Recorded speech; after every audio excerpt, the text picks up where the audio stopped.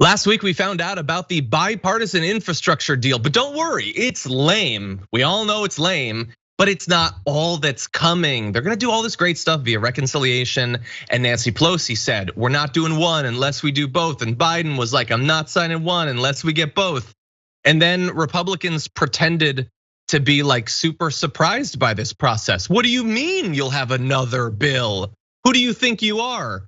The controlling majority in all of these branches of government. And they knew about it. They knew about it for months, but they whined and they kicked up some dust and everything. And so let's run through that and then the sort of natural consequence of that. So on Thursday, shortly after Biden triumphantly announced the Democrats and Republicans had reached an agreement on a $973 billion package, far smaller than the one he had initially promised. He said he would only sign it in tandem with his American Families Plan, a separate bill that includes spending on items Democrats have argued are also critical infrastructure, such as childcare and clean energy investments. And he said, like as if we could quote him someday, if this is the only thing that comes to me, I'm not signing it. It's in tandem. If it's the only thing that comes to me, I'm not signing it, which seems kind of clear briefly. But on Saturday, Biden walked back his remarks somewhat, saying he had not intended to issue a veto threat and that he intended to support the infrastructure plan without reservation or hesitation, saying our bipartisan agreement, Jack, does not preclude Republicans from attempting to defeat my family's plan. Likewise, they should have no objections to my devoted efforts to pass that family's plan and other proposals in tandem. We will let the American people and the Congress decide. The bottom line is this: I gave my word to support the infrastructure plan, and that's what I intend to do. I fully stand behind it without reservation or hesitation, which seems a far cry from, if this is the only thing that comes to me, I'm not signing it. Francesca, what do you think? I mean, I think more importantly is the reaction from Republicans. We're like, yes, that is right. That way we don't actually have to support the rest of this bill. That's what we wanted to hear. Like they're all happy because they've got the president right where they want him, even though, yeah, they're in the minority. Like we elected somehow Joe Biden out of that slate of candidates. Joe Biden's the president, okay? Mitch McConnell, Mitt Romney, Joe Manchin, not the president. All right, like this is what I don't get. We checked.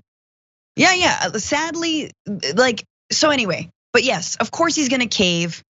Of course he's gonna say this. Of course he's going to have a strong stance. And just when progressives are like, ooh, fighting, he's like, no, I'm not gonna fight.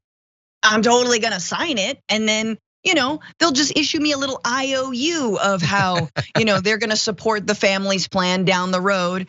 But again, we talked about this on Friday. There's a big lapse of months in between, when potentially this bipartisan bill would get passed, if it even does, and when an infrastructure package would be included in some kind of budget reconciliation situation. I don't know what I think they call it, a situation.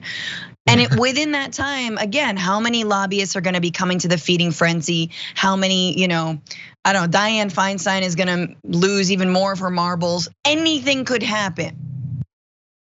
That is true. That's the thing that could happen in particular. It's a lot of time.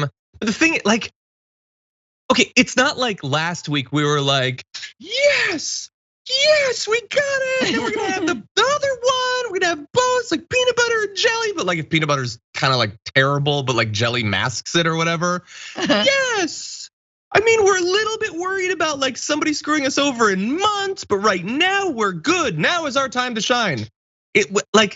We thought it might take a while, not like the next day. He's like, oh, that thing I said about only signing one. Who was that? I don't know that guy, Jack. Come on, that was malarkey. No. You were very clear, except you've also been clear throughout your career, which is why we shouldn't have put much faith in it. So anyway, what I do trust in that statement he made is this: we will let the American people and the Congress decide. I mean, he doesn't mean that literally. After all, they did. The American people decided. Somehow, I want Biden. give me some Joe. And you know what? A Democratic Congress too, let's get one of them. And then, oh wait, they're gonna need the Senate to do this? Let's do it. Wait, it has to come through Georgia? You need you need 2 Democratic senators in Georgia? We'll give you them. Yeah. We'll give you those. The American people decided and decided and decided. They can't decide anymore. But what he really means there is, like, you guys, these Republicans are like really being mean to me. Like, I need you to be at least as mean, or I'm gonna fold on this thing. I think that's what he's really saying. Yeah, it is so specifically pathetic. It is so pathetic. Especially we're talking in, this is like 6 months of the presidency. In the first 6 months, to not even be able to like stand behind the idea that after all this work that you did to so-called deliver bipartisanship, look at you, you thread this needle and you can't even stand alongside your own decision to say no.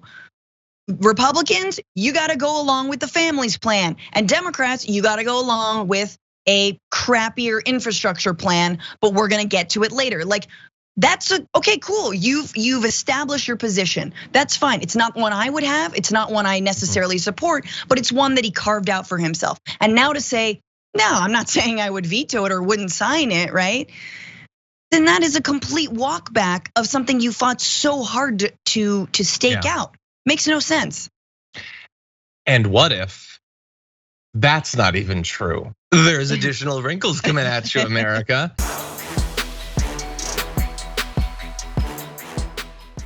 Check out the Damage Report podcast each day, wherever you get your podcasts, whether Pocket Casts or Stitcher or iTunes.